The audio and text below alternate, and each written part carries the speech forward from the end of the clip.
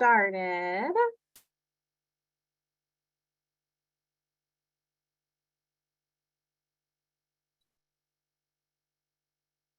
Okay, I believe you should now have the option to enable automated captions. We had that question come through. So you should see that on your bottom or top bar that you can enable the captions. It looks like someone has made use of that. So feel free to use that if that's something helpful to you. And with that, we will get started. Hi, my name is Jessica Fredrickson. I'm the Director of Brain Health for Goodwin Living. And we are so excited to be here with all of you today to share research updates from George Mason University on the Stronger Memory program. Kathy, if you don't mind going to the next slide. Perfect. So first, I would like to just do a little bit of housekeeping. We're going to see our featured presenter and their slides. We have the full gerontology research team from George Mason University on here. Some of you in the audience who participated in the study might recognize some names and some of the people who did your assessments and focus groups. So we're so excited that they could all be here. We're going to leave at least 15 minutes at the end for Q&A. We're not going to answer questions during the presentation. So if you have a question, like many of you have been doing, you can submit that by typing in the Q&A box on the control panel. Next slide. So you should have a control panel at the bottom that shows how to raise your hand. Right now with our webinar, we don't have the chat enabled, but you can raise your hand and do the Q&A. We might take some verbal questions at the very end if we've gone through all of the typed questions in the Q&A, but we're going to do the written questions first. So you can ask any question at any point, and we'll get to those at the end. If there are questions that don't get answered because we run out of time, we will answer those at a later date and send them out via email to everyone who registered. Next slide. So once you click on that Q&A box, it will pop up and you'll be able to type your question in. You can send your question. If you want it to be anonymous, you can check that box for send anonymously. And then that allows all of our panelists to see your question. Once your question is answered, it will either have a typed answer that's sent into the answered question section, or we'll answer it live. So Q&A, feel free to type in there at any point you have a question, and we'll get to all of those at the end. All right, and with that, I would like to introduce Kathy Tompkins, who is going to lead the beginning of the presentation. Thank you, Kathy.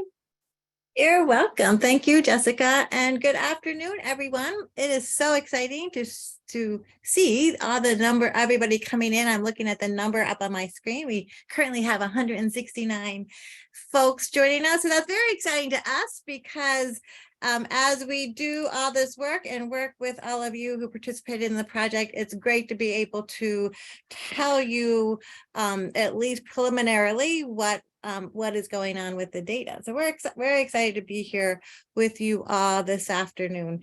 So again, my name is Kathy Tompkins, and I am the Associate Dean for Faculty and Staff Affairs, and also a professor in the Department of Social Work in the College of Public Health at George Mason University. So what a long title that is. I actually wrote it down so I didn't forget any pieces of that. So I've been at Mason for 20 years, so you think I would be able to say all that without writing it down. And I'm a gerontologist, so my research since I have been at Mason has really focused on work with older adults around cognition and memory. So this project is a perfect fit, and we've had our team has been working with Goodwin Living for several years now. So it's been a great partnership and we hope to continue it.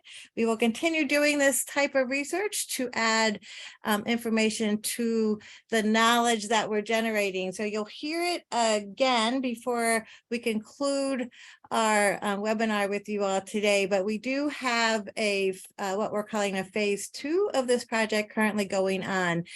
For those of you who may not have had a chance to participate in the Stronger Memory program previously, after you hear our presentation today, and if you're interested in participating, there may be an option for you to do so. So we will tell you more about how to find out information about that before we conclude today.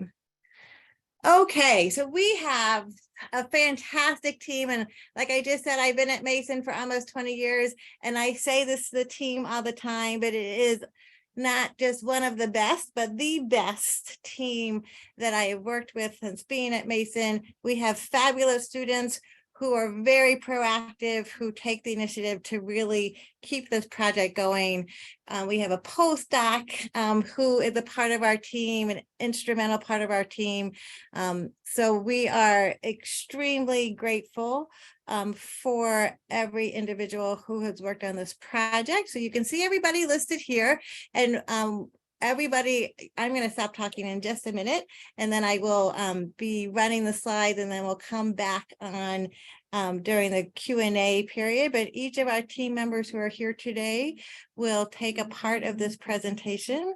And so the two folks who are not here with us today is Kendall Barrett. Some of you may have interacted with Kendall in various ways, but she actually graduated. That's what students are at Mason to do. So we are always happy for them, but sad that they're leaving our work. But Kendall is going on and doing great things. So she's not here with us today. And then one of our other researchers, Dr. Emily O'Hara, is out at a conference today. So she's not here, but everybody else on this list is here, and they will introduce themselves as they come up to do their part of the presentation.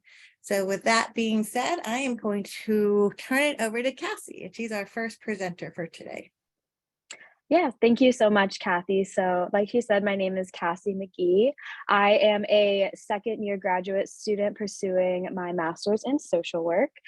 So to get us started, I'm going to go over the brief setup of our research project with StrongerMemory. So for anyone who does not know, StrongerMemory by Goodwin Living is a curriculum that was designed to stimulate the brain's prefrontal cortex, which gives us the ability to retrieve our memories. And since June 2021 up until November 2022, we've had 104 research participants complete a pre-assessment protocol, 12 weeks of the StrongerMemory program, and a post-assessment protocol. And during the pre-assessment and post-assessment protocol, the two main assessment tools we used was the memory functioning questionnaire and something called the MiniMocha, or the Mini Montreal Cognitive Assessment. The memory functioning questionnaire is used to measure participants' perception of their own cognition at that time, so how they think their brain is working. And the MiniMocha is a short cognitive assessment, about 5 minutes long, that measures attention, verbal fluency, orientation, and memory. And the rationale for why we went with a 12-week program for the StrongerMemory is we felt it's long enough to hopefully form the habit of doing the StrongerMemory program, and also a reasonable amount of time we could expect participants to commit to the research portion of the study.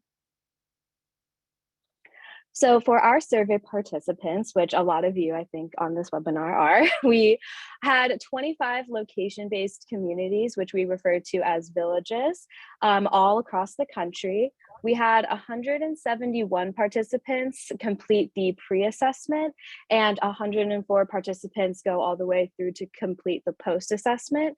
So our total sample, for the purposes of these results that we're sharing, our total number is 104, because that's who completed both pre and post.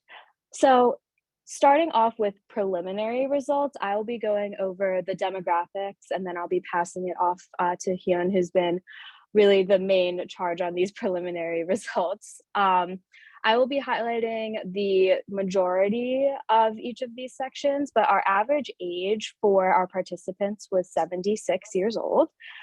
We had a large majority identifying as female at 82.7%, a large majority identified as white at 88.5%. We have 54.8% of participants identified as married, 46.2% identified as living in a household with other people. And then we had 36.9% identifying as having a professional degree. So overall, our sample was majority female, white, married, living with other people, and highly educated. So with that, I will pass it off to Hyun, who will go more in depth on some of these quantitative results. Hello, I'm Dr. Hyun Kang. I'm working as a postdoc researcher at GMU Social Work Department. My main role for this project is analyzing quant survey data. From now on, I will talk about how cognitive outcome of the 104 participants were changed after 12 weeks of the Stronger Memory program. Let's look at the MFQ first. Yeah, as Cassie mentioned, this is a very comprehensive tool to measure memory function. It includes 8 sections, and each section has a different number of items, but there are 64 items in total. From MFQ, we would understand how people self-evaluate their memory and some general judgment their own memory compared to past. And also we can identify many different items that people struggle to remember, as well as remembering technique. This measure has a 7-point on this scale, 1 to 7, but generally a higher score indicates better memory. For this MFQ, we use a t-test. It's kind of compare the mean. T-tests were used to determine whether there was statistically significant difference in the cognitive outcome between pre and post intervention. I'm going to use a statistically significant difference a lot, so I want to explain this a little bit about that. Statistically significant difference means that the difference is caused by something other than chance. So here we are focused on like 12 weeks of Stronger Memory program as a cause. So it shows a little bit little difference that can be generalized to the population. You can see the table 2, the average score on the MFQ was similar between pre and post assessment, as you can see. And we cannot detect any significant increase relationship between pre and post study. And also there was no significant decrease either. But I just highlight those 3 sections in red whose post score were higher than pre score after 12 weeks of the program. But these are not a meaningful increase. Next slide. As I mentioned, that this is very comprehensive measure, so we decided to look at each item, not by section. So in table 3, we summarize some meaningful item that could provide evidence that shows that some positiveness or effectiveness of the Stronger Memory program. So number 1, the first item, it is how is your memory compared to the way it was 1 year ago? The pre-score for this item is 3.7 and the post-score was 4.0. And this difference was statistically significant after the Stronger Memory program. And actually, it'll be very oversimplified explanation, but we can find some possible chance. There's a possibility that people will perceive their memory as better after using Stronger Memory program. And the other 3 items, even though the post-test score of the other 3 items in table 3 increased somewhat following the intervention after 12 weeks of Stronger Memory program, but they are not statistically significant. But we just want to show that the potential positiveness on cognitive intervention of our Stronger Memory program. Next slide, please. This is our main mode. That Cassie explained about that. The MiniMocha is short version of the Mocha, and this is very well used these days because as a cognitive screening test, as well as measuring cognitive function to detect a mild cognitive impairment. Three section, language, assign up to 4 points. So name a maximum number of words in 1 minute that begin with the letter T. And orientation, tell me your year, month, exact date. It also assign up to 6 points. And the last one is memory recall. It assign up to 5 points. So total, it can be, it total up to 15 points, but the score of the 11 or higher out of the 15 total possible point is considered normal. So 10 or less, those people, with a 10 or less may consider as a mild cognitive impairment.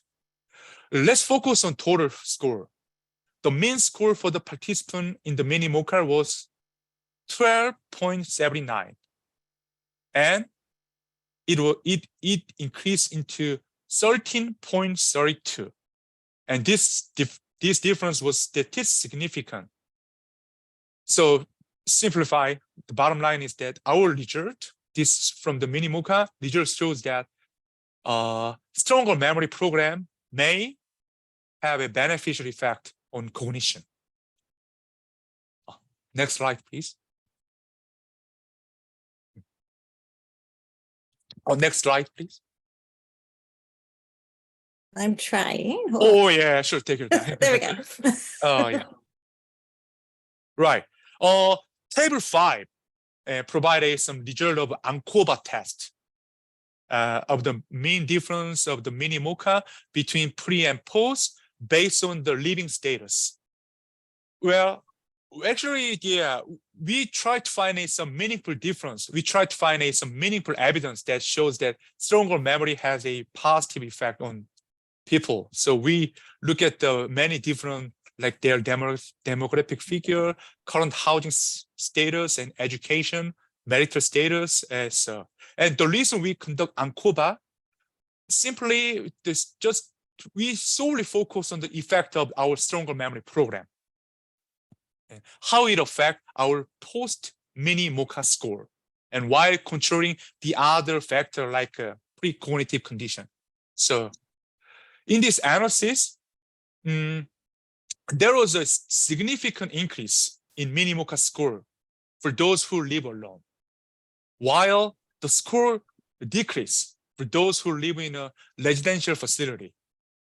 That is, stronger memory may have been more effective for individuals living alone in their own home, but it may be less effective for individuals living in a residential facility.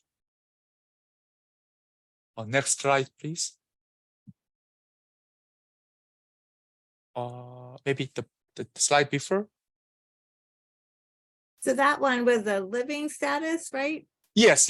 So maybe there should be the MiniMocha by MiniMocha status. Right. We took that out yesterday. So right. I see. For the farm, right. Right. I see. Yeah. This is a weekly tracking time. So we tracked how long people spend their time on stronger memory program.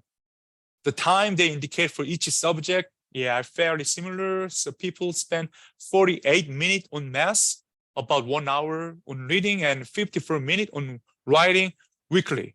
So we originally thought that maybe, difference in this time, there may be different result on the cognitive function, but unfortunately, we didn't find any significant difference in our outcome by each subject they spent time or the amount of time they spent.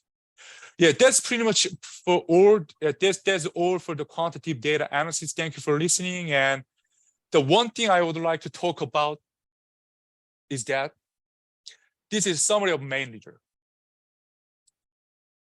So as you know that we conducted many different analyses. So this is a great time to kind of summarize our main result. The first one is that first question of the MFQ, people, their average score is higher in item when asked how their memory will compare to the day way it was 1 year ago. So as I mentioned before, it shows that the potential chance that our stronger memory program may affect a positively on their cognitive functioning. And second one is that this is kind of our main result, MiniMocha. So people, after completing their stronger memory program, they have a better score on the recall portion of the assessment and on total score of the MiniMocha. So again, it shows that it is highly possible that our stronger memory program may affect positively on their cognitive functioning. And the last one is that this one is kind of, the reason we put in here because we use the MiniMocha to measure their cognitive functioning as well as to screen the people who eligible, people who may in the MCI or not. So we have using the pre-MiniMocha, we have 20 people as considered as a mild cognitive impairment. So only focusing on 20 people, we realized that we found that our stronger memory program much more effective for those people. Simply 20 people shows that very high score of the MiniMocha after stronger memory program compared to the people who consider as a normal. So it means that our stronger memory program may affect more on people who can be considered as mild cognitive impairment or subjective cognitive functioning. This is our main takeaway from our quantitative data analysis. Thank you for listening. And as the Cassie mentioned that we are right now the second phase. Actually, this is the phase 1 of the result of the phase 1. And I'm the PI for the phase 2 stronger memory program. So we are recruiting right now. The summary report you have, and also this PPT slide shows that my contact information and our online, the screening survey. So if you have interest in this stronger memory program, and if you have never had any previous experience on stronger memory program, we are welcome to join this program. Thank you for listening, and we'll talk about our qualitative, the focus group interview. Thank you. Thank you so much, Anne. Okay. Hi. Hello, everyone. My name is Mackenzie, and I'm a senior BSW student with the Stronger Memory program. So I'm going to be walking us through the focus group data that we collected from participants in the Stronger Memory program. Before I get into the demographics, I just want to let you guys know that the research question that we were trying to answer with this focus group, or all of these focus groups, was how do participants' experiences in the Stronger Memory program inform motivations to join and motivations to continue? So with that question in mind, I'm going to kind of go over the overview of the focus groups. So in total, we had 6 focus groups with 30 participants from the Stronger Memory program. And of those 30 participants, they spanned across 12 of the village communities. The majority of the focus group participants identified as female, and then again, the majority identified as white. The average age was 79 years old or so. And then 53.3% of the focus group participants identified as married. And then 40% identified that they were currently living in a residential facility. And as for education, the most prominent degree was a professional degree, with 40% of our participants going through that, but almost all of them had some sort of college degree. Right, so after we completed the focus groups, we began to analyze the data that we collected. So first we uploaded all of the focus group transcripts into a web-based software, Deduce, and then we started the coding process. The coding process is when we took small portions of each transcript and assigned a word or a code that encompassed the main idea and of the message behind what was being said. So after we did that with all 6 of the transcripts, we started to group those codes into larger themes that we noticed started to emerge from the data. And then after going through the data many times and revising our codes and thematic ideas, we determined there to be 5 major themes within the focus group data. Once we solidified these, we began the writing process and really expanded on the themes that we identified, and kind of started to explain why they were significant. And those will be explained by other members of the research team right now. I'm sorry, these are the 5, I forgot I had another slide. These are the 5 themes that we identified that will be explained, which are motivating, appreciating, challenging, committing, and enhancing. Thank you. Hi, everyone. My name is Gergana Hardy, and I am a second-year master's student in sociology at George Mason University. I will be talking about the theme of motivating and appreciating, and we'll start off with the motivating theme. This theme encompassed various external and internal motivations that participants expressed during the focus group interviews. Those were motivations to keep up and motivation to join the program. So this graphic that you see here represents a few examples of what those motivations are. The internal motivations include noticing and preventing memory decline, kind of attitude of why not join, there is no harm, it's worth trying the program, and also some concerns about future memory decline. Some external motivations include approval from others. For example, when people shared with family members or friends that they are joining this type of program, the overall attitude was very positive and supportive.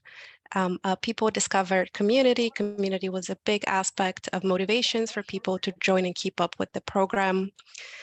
People also used various incentives to kind of motivate themselves to keep up with the program, such as planning around daily activities, rewarding themselves with a cup of tea after completing the program, and such. And of course, a lot of participants expressed the desire to contribute to research that could benefit other people as well. Thank you. To go to the next slide, Kathy. So this second theme is a theme of appreciating. This is a theme that contained the ways in which participants enjoyed and placed value in the program during their experiences of the program. That included people realizing that they enjoy components of the activities, such as writing. Some of the prompts resonated with participants. Other people discovered they really like writing and the reflection process that emerged from following the writing prompts. Another example of that included sharing programs with the family. Some participants really discovered that, for example, writing letters to their grandchildren was a great way to incorporate the program into their daily lives and include their family members in it. And this way they generated and found meaning in these activities. Also, participants that share the program with others and received an overall positive feedback from that. I will now pass it on to Frankie, who will continue with the themes. Thank you. Hi, everybody. My name is Frankie Kazee, and I am a second-year Master's of Social Work student. I'll be presenting the findings of the final 3 themes from the focus groups, the first being challenging. This theme refers to 2 types of challenges, one being difficulties with program content, specifically the exercises, and the second referring to the degree of ease to complete 12 weeks of StrongerMemory. So we'll start first with program content. Participants shared mental, physical, and motivational struggles that interfered with their ability to complete the program easily. An example of a mental challenge was overcoming the mental hurdle of being able to write about oneself or being willing to write about oneself. An example of a physical challenge was holding a writing utensil for long enough to complete a journaling activity. And an example of a motivational challenge was completing the exercises without knowing the full purpose or rationale behind it. When it comes to ease of completion, we found that although the exercises were designed to be short, participation wasn't always easy. Several folks found it was hard to make the time to complete the exercises, and there were different ways that participants completed the exercises. This, along with a need for more instructions, resulted in some confusion and affected motivation. Next slide, please. Committing refers to participants' own reasons to stick with the Stronger Memory program and continue after the conclusion of the research study. Participants committed by forming habits, establishing community, and finding personal reasons to stick with the program. Some examples of this include setting a regular schedule, for example, at the start of the day, perhaps doing the Stronger Memory exercises with their breakfast. Folks relied on community, so group support helped them stick with the program and enjoy it more. Some individuals focused on the benefits of the exercises, and that's why they stuck with the program. And some decided to continue by taking a casual approach. Maybe they wouldn't do Stronger Memory every day, but they would use it as something they could come back to as needed over time. The final theme that we have is enhancing. This refers to the ways that participants adapted the program to fit their needs. They modified exercises, built community, and offered research suggestions to really amplify the Stronger Memory program. Some examples of this include opting to follow personal writing prompts. People made up their own writing prompts instead of following the suggested ones. Some people read the Bible or other texts to make the reading exercise more encouraging and meaningful. Some people use tools such as laminating the math sheets or using dry erase markers, so it'd be easy to return and redo math sheets over time. And some people use charts or calendars to track their progress as other tools. And again, this community aspect was important. It was an impactful source of fun and positivity, and Stronger Memory became a social activity that enhanced the program for several participants. So thank you. I believe I'm handing it back to Hyun before we will lead to question and answer. Yes, yeah, I mentioned about the phase 2 recruiting in here. So we have some eligibility criteria. So people age 60 and over and who have a cognitive and memory concern.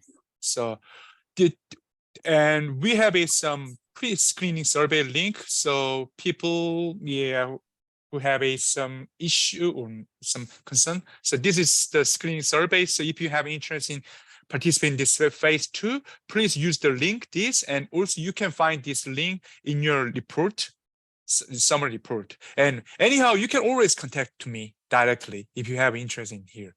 So we are recruiting especially people who, Northern Virginia and have no previous experience with the Stronger Memory program here. And this is gonna be a 12-week Stronger Memory program. So at the beginning of this 12-week Stronger Memory program, we have some survey. And after 12 weeks, we also have some surveys. So 2 times, we're gonna ask about using the surveys to look at the effectiveness of our Stronger Memory program. Yeah. That's all. Thank you. Yes. Thank you so much to the whole team. And I just want to say the data that we just presented on and Hyan's phase 2 project, both of those projects were funded in part by the Virginia Center on Aging. So I think it's always important to note that as well. And then just one of the reasons, I know many of you on today probably are not in the Northern Virginia area, and we did phase 1 all online. For this one, we're really looking at the effect of social engagement on in the Stronger Memory program on cognition. So we're trying to get everybody to be in person, right, Hyan? So that's why we're doing it more locally this time to George Mason University. Yes, very correct. Okay, so Jessica, I'll turn it back to you. Great. We will move on to question and answer. And like I said at the beginning, if we don't get to every question, we will compile some answers to you that will be sent out with all of the summary report and the video link. One question that came in, I just lost it. We have a lot of questions. Okay. Is this study going to be, will these results be published? And if so, in what venue? So I can take that one. So we are actually working on, I would say we are close to sending one piece of this data to publication. We're sending it to a peer-reviewed journal, and that's mostly the qualitative part. So the second half of the presentation that you heard, where we got the themes from the focus groups, we've pulled that together and are in the kind of final draft stages of that, and we will just send it to a peer-reviewed journal. So what that means is that we send it on to one journal. They have a group of researchers who have similar backgrounds, so interest in gerontology, have done some work in a relatively similar field, and then they review it and decide whether or not it should be published in that journal. So sometimes you have luck and it gets published in a journal, your first journal you submit it to. Sometimes you have to submit it to more than one. So for what we'll do is make sure that Jessica and her team will be a part of the publications as well, but we'll make sure that we let you know where this data winds up in terms of any journals that we submit it to, and we'll certainly submit the other pieces of the project too. So all of the data relative to cognition, the MiniMocha, and the memory functioning surveys that you did, those will all be compiled into a manuscript also. And then we'll have different venues such as this where we disseminate the results. And as a result of this, next week, Jessica will send you all a written report. So you'll have some of the results that we just discussed will be in a report that each of you will have access to. Thanks, Kathy. And then there was a question in here, just kind of asking for some clarification on the bottom line. So is the bottom line with the MiniMocha scores and what is statistically significant, is it just significant for those with MCI or those who lived alone, but not significant for others? Or did you find overall that it was significant? Right, overall significant. So actually the phase 1 is targeting for the general population, people age 60 and above. So overall, yes, mini score is statistically significantly increased. Great, thank you. And can I just add one thing too, just so Yeah, folks are clear? absolutely. So I'm sure people notice as we are talking and when you see the report, we use words like this may have an impact and this potentially, right? So you may be thinking like, what the heck, we did all this work. Is it definitive or not? But as researchers, we're always wanting to replicate the work to really ensure that the impact that we're seeing is scientifically evidenced. There's evidence there, and there is a whole protocol that we follow so that we can say a program is evidence-based. And so that's what we are working toward with the StrongerMemory program. So that's why we have a phase 2 to the project. So those of you who have participated in phase 1 may be hearing from members of our team because we're doing some follow-ups to see, if folks are continuing to use the program and what impact they may be experiencing. So all of this information helps us to say more definitively that the StrongerMemory program has a positive impact on cognition. It just takes a while to have that scientific evidence. Yes, thank you. There was a question on, could you explain the difference between all participants completing the study and the focus groups? Why were the demographics different in that first slide and the later slide of the focus groups? Yeah, I can take this question and then feel free, team, to jump in. So once folks participated in that initial assessment, the total 104, everybody was invited to participate in focus groups, and we held them over time, offering different times that people could join, and tried to coordinate the most common times for people to join.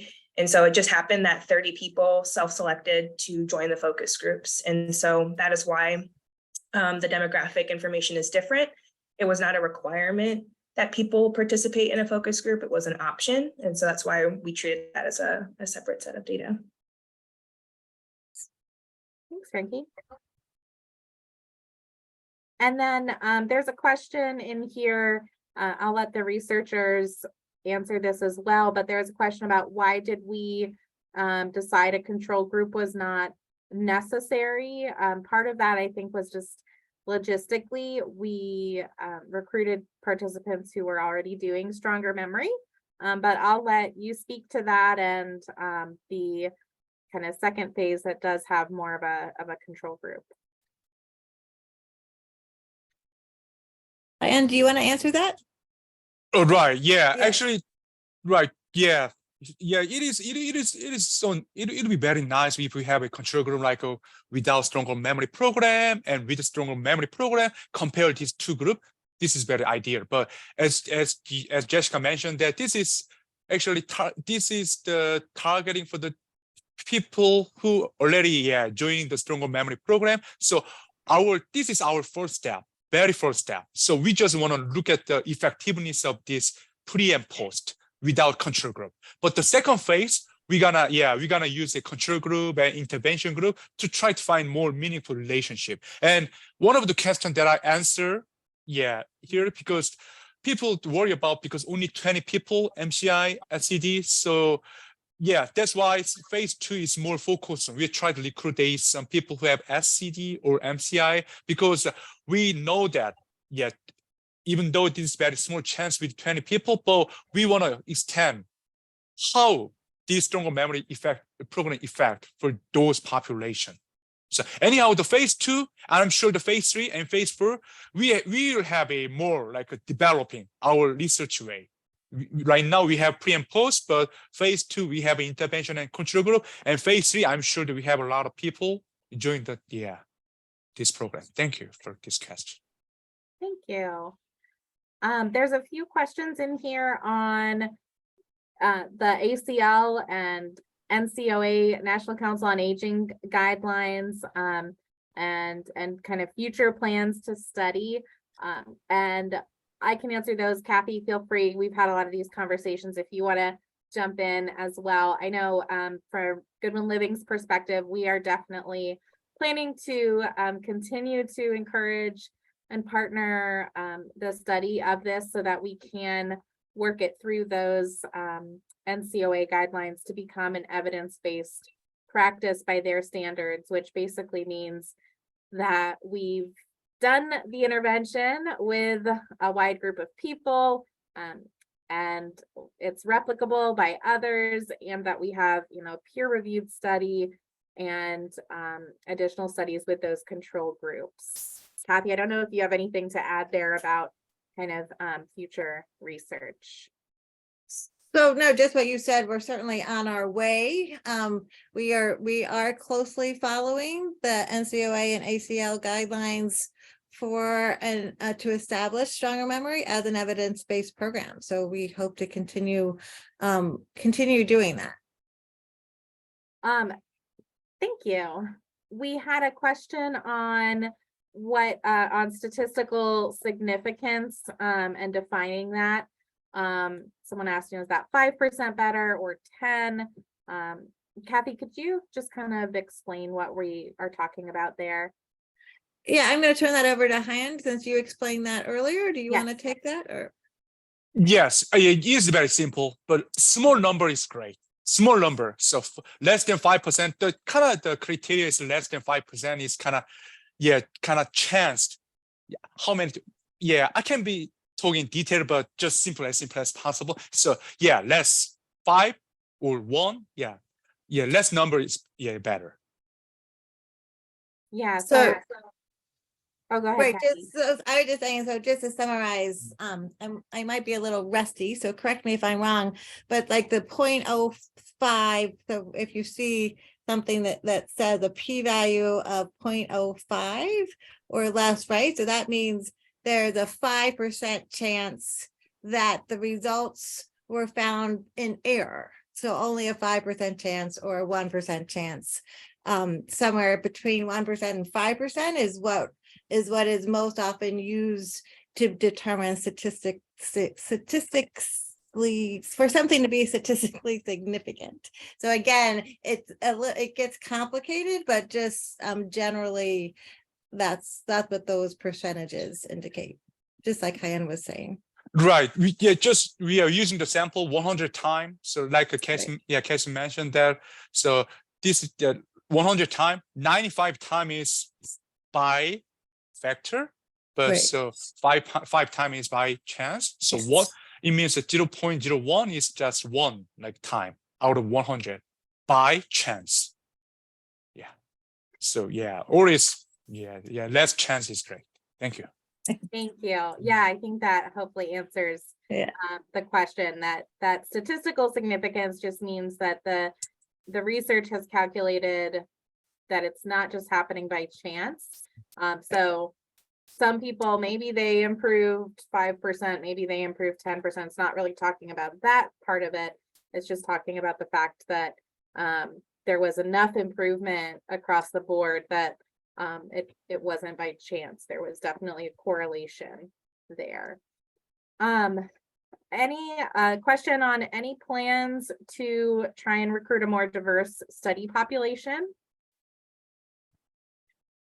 Yeah, so we are working with Jessica and her team to certainly do that. Phase 2, we're trying to really be more cognizant to have more of an ethnic and racial diversity among our participants. And for those of you who are following the guidelines for evidence-based program as established by ACL and NCOA, that's certainly one of the criteria, right? That we have a diversity in our sample. So ethnic, racial, and then gender too. So oftentimes for programs like this, more women tend to volunteer relative to men, not always, but we tend to find that. So we're certainly interested in trying to reach a more diverse population as we continue this work. There's a few questions on, based on these results, are you changing the program to test different learning techniques? If we're talking about the StrongerMemory program, we always take into account comments and do kind of evolve different versions. What the research showed is that, statistically people are improving, so we don't see anything that makes us feel the need to really drastically change anything at this time. But I'm wondering if that was geared towards the StrongerMemory program or if it was geared more towards the research. Are you, as the research team, are you changing any part of the evaluation or the tools that you're using in future studies?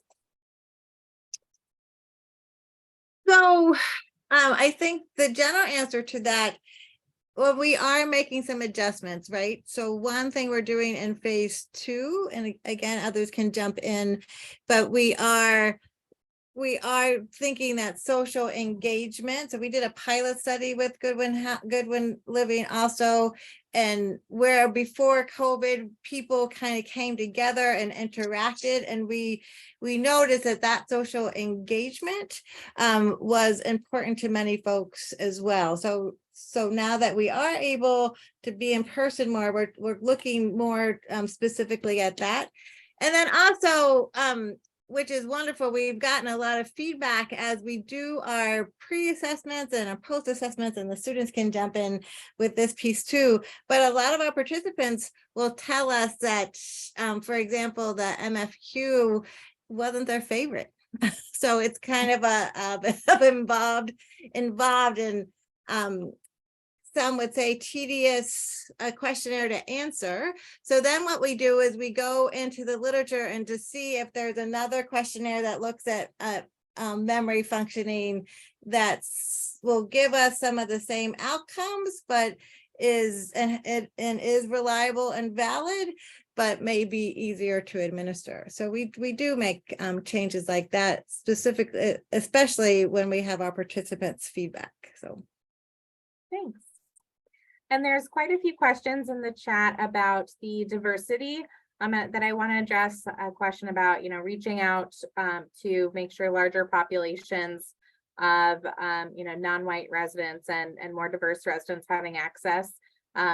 Our study population, we, had a very strong, high percentage of a certain type of individual, but we have rolled StrongerMemory out with the state of Maryland and their senior centers to a much more diverse population. And they have not been part of a formal study, but we did post-testing rating residents or participant satisfaction, and 64% of those individuals acknowledged that they had a brain health benefit. So not as rigorous as the study we're talking about here, but we are planning to diversify the official research, but we've rolled StrongerMemory out with Maryland senior centers, with a few senior living communities, affordable housing communities in the Northern Virginia area. And then we actually are in the process of a 3-year grant to roll StrongerMemory out to nursing homes that are highly Medicaid funded throughout the state of Virginia. So we are working hard to make sure that this is easily accessible to everyone. And that's a great question. There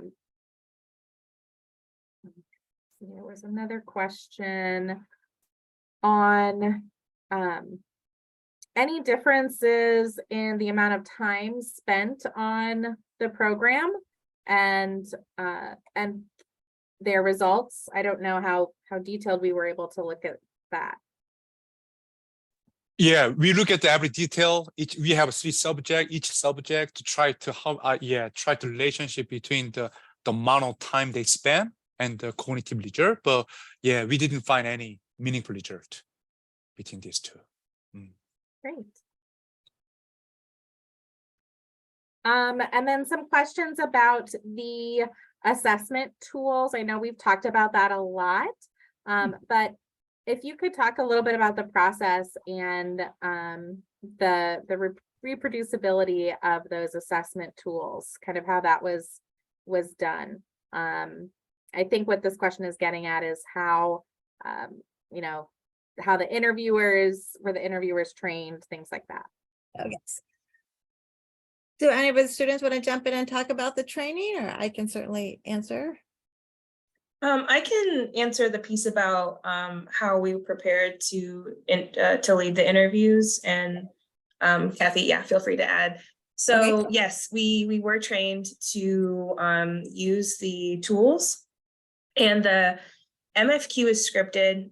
So I think there was a question right about if it was the same interviewer for pre and post, and sometimes it was, but that wasn't guaranteed.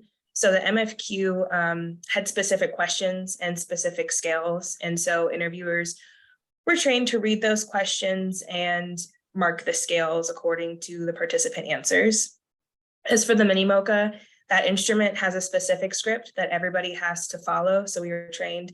We completed an online training to administer the full Mocha, and then within our team trained and prepared to deliver the MiniMocha by following the script and completing those assessments. Great. So yeah, yes. And I don't know if there's any more specific questions. I think Frankie answered that that's really great. well. So yeah.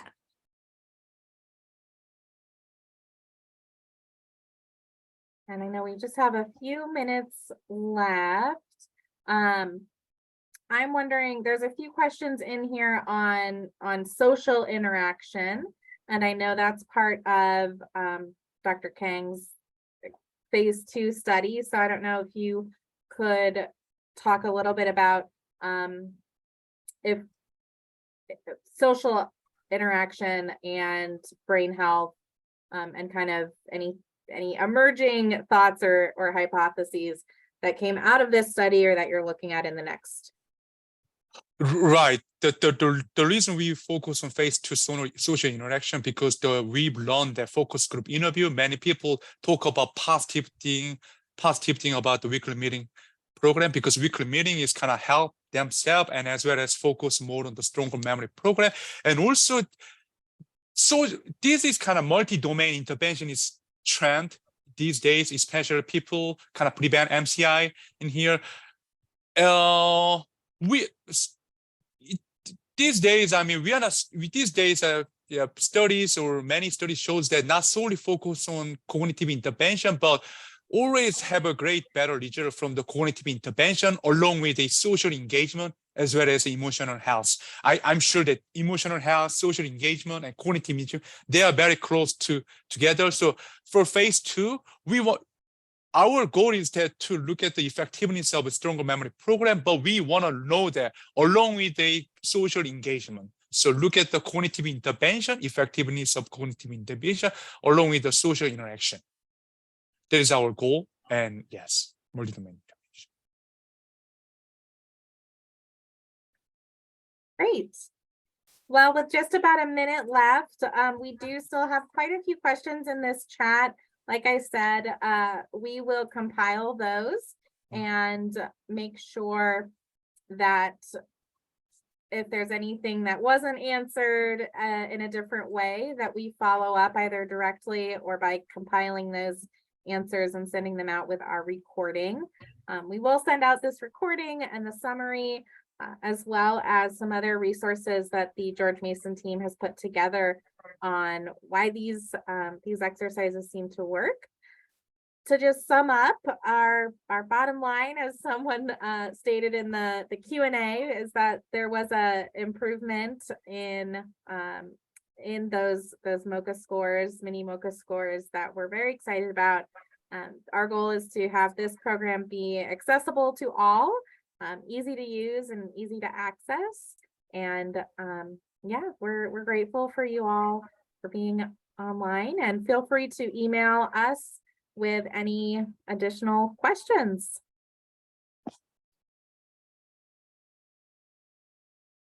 Thank you so much, everyone. Thank you. Thank you all.